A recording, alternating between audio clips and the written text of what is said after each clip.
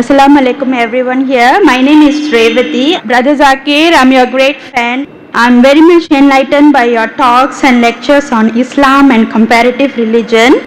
I have been reading Quran and I have a lot of Muslim friends. I'm from Singapore, born and brought up in India. I have some questions and please clarify. Thank you so much. My question is, can we relate the regeneration of skin for hellfire as stated in Quran chapter 4 verse 56 as reincarnation of new life for real suffering? Thank you. Sister asked a very good question. Thank you. She said that can we relate? She said that she has heard my talks and she is impressed, alhamdulillah. That's the reason she's quoting with reference, alhamdulillah.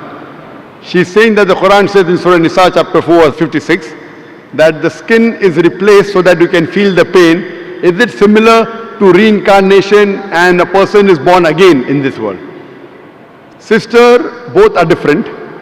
What Quran says in Surah Nisa chapter 4 verse 56, as to those who reject our signs, we shall cast them in the hellfire, and as often as their skins are roasted, we shall give them fresh skin so that they shall feel the pain. Previously science thought that only brain was responsible for feeling of pain.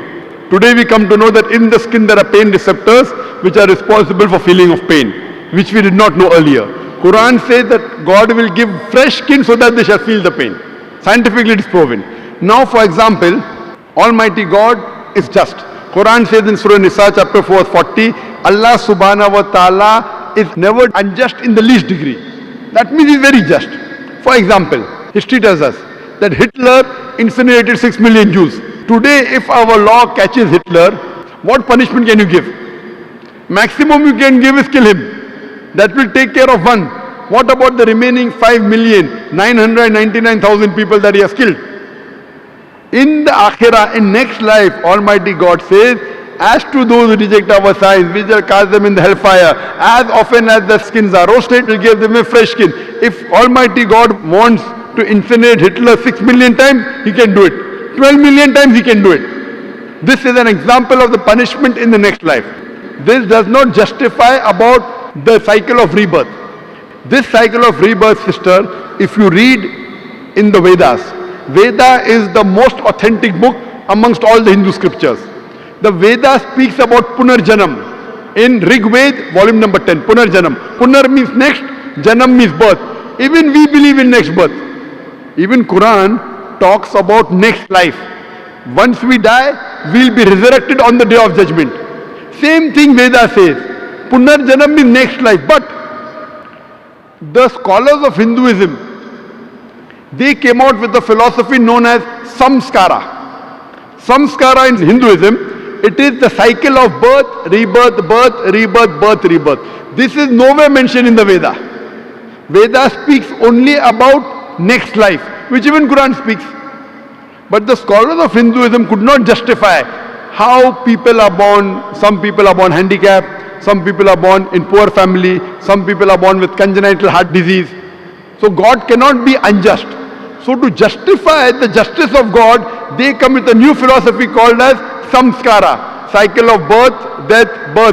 Maybe in their previous life, they did some wrong deed, therefore they are born handicapped. This is the philosophy of the Hindu scholars, not of the scripture. Your Vedas are very explicit, Punarjanam, next life. Even Quran says you come in this world. Allah says in the Quran in Surah Mulk chapter number 67 verse number 2, Allazi khalaqal mauta wal hayata. It is Allah who has created death and life to test which of you is good indeed. So this world you have only life once. Once you die, Almighty God will resurrect you on the day of judgment. That's what the Vedas say. But the Hindu scholars, they could not explain why some children are born deaf, some dumb, some with heart disease, some in a poor family. Because they could not justify, they came with this philosophy which is not mentioned in the Vedas. Same way if you read Bhagavad Gita. Bhagavad Gita says that how does a soul change body? How does a caterpillar, when he goes to a blade, he jumps onto a new blade? Same way the soul changes into a new body. Doing once we have no problem, but doing multiple times is totally wrong. Now I will give the explanation. What does Islam have to say that? Now you will ask me the question, okay, if the Hindu Pandits are wrong, what is the explanation in Quran?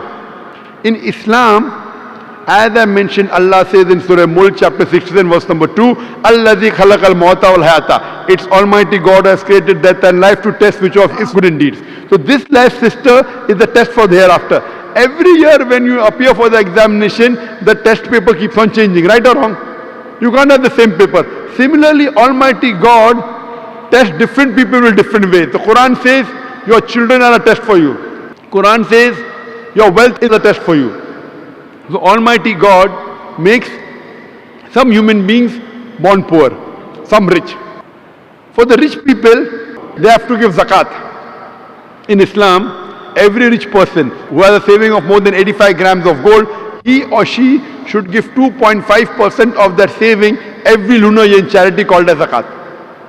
Poor man, there is no zakat. He gets 100 out of 100 marks in zakat. The rich man, if he doesn't give zakat, he'll get 0. If he gives half zakat, he'll get 50%. We say, Arey, garib hai, arey, poor man. That poor man is good, in Akhirah is passing. So poverty is a test, wealth is a test.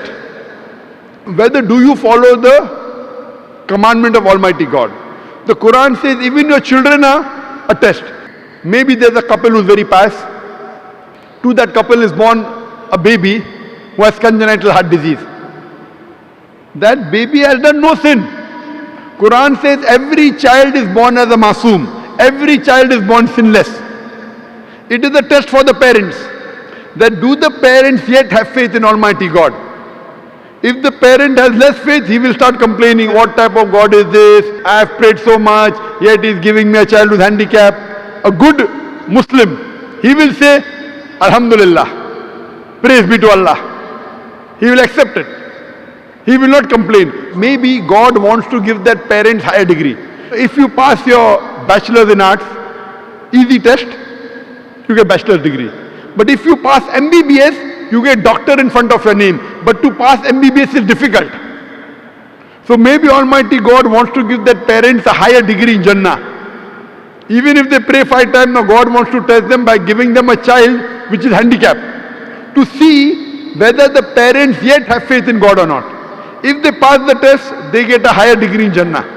So the wealth, poverty, health, disease is a test. It is nothing to do with your previous life. That is the theory of the Pandits, not of Vedas. So Veda is the same thing what Quran is talking about. You come in this world once, then you have next life, Punarjanam. But not death, birth, death, birth. This is not part of Veda.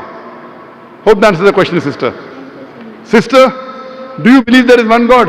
I believe that there is one God and Prophet is a final messenger. Thank you. MashaAllah. Do you believe idol worship is wrong? No, I'm not doing idol worship for the past 9 MashaAllah. years. I would like to take Shahada with my children in Singapore later. Thank you so much.